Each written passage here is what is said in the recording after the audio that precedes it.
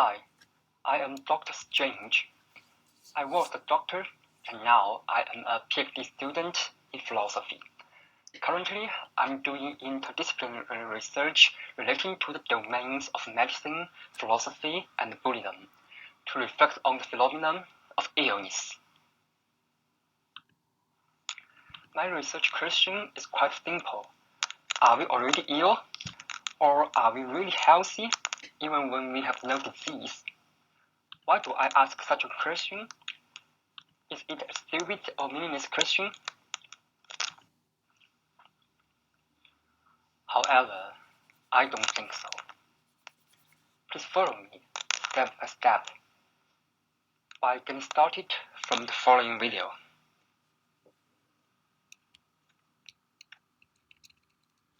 Action! Dr. Bering? Dr. Kalik here. Professor Bering, how are you feeling today? Fine. Great, just great. Very late detection, stages 4 upon admission. Hexamethylphosphosol with Vin platelet to potentiate. Hex at 300 milligrams per meter squared, Vin at 100. Today is cycle 4, day 3. All cycles are at the full dose. Primary site is here, behind the left ovary. Metastases are suspected in the peritoneal cavity, mainly in this area here. Full lymphatic involvement. At the time of first look surgery, a significant... From this video, I guess we could realize that there is a gap between how the doctors understand the disease and how the patient experiences when she is ill. Doctors see disease as the dysfunction of biological body and assess it by vital signs and clinical symptoms. Whereas what the patient experiences is her disruption and discomfort caused by illness. Additionally, what the doctors treat is an objective physical body without consciousness. But what the patient has is her own subjective feelings experienced by her consciousness. In this sense, we define disease as the objective appearance of the dysfunction of biological body in the doctor's eyes, and illness as the subjective ill experience of the patient.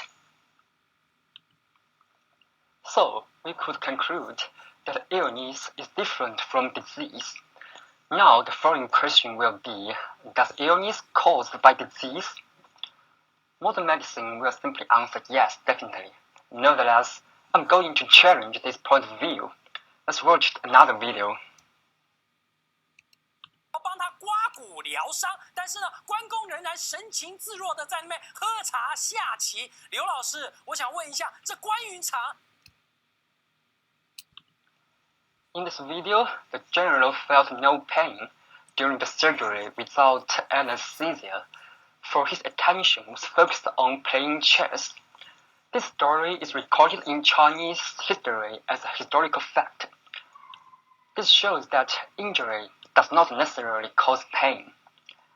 Then, similarly, I claim that disease does not necessarily cause illness. If illness is subjective experience, then the ultimate cause of the experience of illness must be in the subjective side. Otherwise, it will be impossible for us to have the experience of illness, no matter what kind of disease we have. Because there is an insurmountable gap between subjective feelings and objective dysfunction, and objective dysfunction could bring about subjective suffering only if we already have subjective weakness. Namely, if we are subjectively immune to illness, we will have no experience of illness even when we have diseases. The direct and ultimate cause of illness is not objective disease or injury, but our subjective weakness. Diseases and injury could lead to illness only because they act as a stimuli to activate our subjective weaknesses to function. This explanation also applies to mental illness. Actually, according to Buddhism, if one could enter a high level of mindfulness state, one would have no experience of illness when he got injured or have a disease. Mindfulness in Buddhism is the ability to control our mind, concentrate our distracted thoughts, and the quality of being resolute or determined. To prove my point, I will give another example. This is Master Empty Cloud, an outstanding Buddhist master with superb ability of mindfulness. It is recorded that he could enter a high level of mindful state to stop his breath and heartbeat for tens of days in heavy snow. The case I will show here is another one called Cloud Gate Incident. It is recorded that in 1951, when Master Empty Cloud was 111 years old, he was imprisoned in a solitary room with doors and windows locked. He was not allowed to eat, drink, or go to the toilet. Even worse, he was beaten by more than 10 radical soldiers with wooden and iron rods for many times during 10 days. His head, face, eyes, nose, mouth, and ears were bleeding, and several ribs were broken. Every time the old monk lost his breath and heartbeat after being severely beaten, the soldiers just thought he was dead and then left. But every time the master woke up again after his fake death. This ability of fake death is the effect of the fourth dhyana, or the fourth level of meditation in Buddhism. Now back to our original question. Are we already ill? Or are we really healthy even when we have no disease? My answer is definitely no, because we already have a lot of subjective weaknesses. In this sense, I claim that we are already ill, no matter we have disease or not. So the next question will be, what illnesses do we already have? In my research, I attempt to investigate all the illnesses we already have and classifying them into 3 levels. The first level is physiological illness, which is dealt with by modern medicine. The second level is our existential predicaments, including our anger, fear, anxiety, affliction, as well as mental illness. The third level is our ontological closure or existential crisis, which is the inability to access our ontological origins. We are just like the children who got lost with our parents.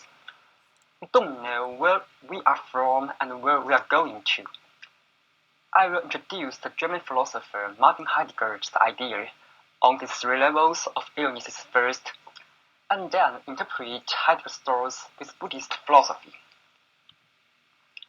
Well, the final question will be, what does this mean to me? My research is to remind us that illness is one of the basic truths of our life. Based on these basic truths, I have 3 further inferences. First, we are already ill and ourselves are responsible for our illnesses. Second, accordingly, we should find a way of self-healing. Third, both physiological illness and mental illness are just 2 types of our existential predicaments or suffering in Buddhist terminology. So, if we really would like to understand what illness is, we must understand in priority what our existential predicaments are. This is the framework of my research. Thanks for watching and patience.